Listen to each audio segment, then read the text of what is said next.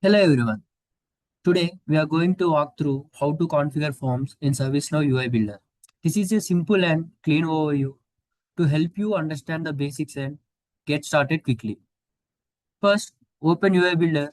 This is where you create and customize pages for your workspace experience. Before creating or editing a page, go to Workspaces and open Service Operations Workspace. From there, open any record. Here I open Request Record. This helps you understand how the record page looks from a user perspective before configuring or customizing it in UI Builder. Now go back to the UI Builder and open any experience and create a new page and select standard record template. Give a name as you wish.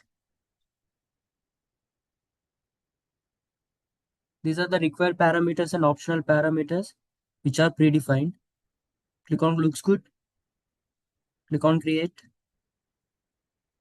This template is commonly used to display form-based records such as incidents, change, or requests. Once the page opens, you will see different panels on the screen that helps you configure data and UI behavior. On the left side, open the data resource panel. Select form controller. Here you can choose the table from which you want to display records. If needed, select a specific record using the Sys ID. Here you can choose the view you want to use, and if you want to strictly display a particular view, use the forced view option. After completing these selections, close the form controller. You can perform similar configurations from the configuration panel as well, depending on the component selected. Here, you will notice tabs displayed on the form. To manage these tabs, in the component panel, select Main tab. In the configuration panel, go to the tab section, click Add to create new tabs, or click on Settings option in the existing tab, and you can delete by clicking Delete.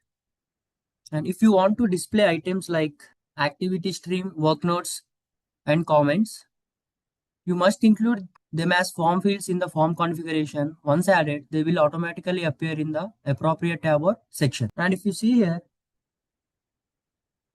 on the right side of the form, there are some tabs. And if you want to configure them in the components panel, select tab sidebar. In the configuration panel, you can add or delete. Once selected, the configuration panel will show tab options. From here, you can add, remove, or customize right side tabs as needed. That's a quick walkthrough of configuring forms in UI Builder, from setting up data source to managing tabs and form content. These basics are more than enough to get you started building clean and functional record pages. That's it for this video. If you found this helpful, don't forget to like, subscribe, and leave a comment. Thank you, and I will see you in the next video.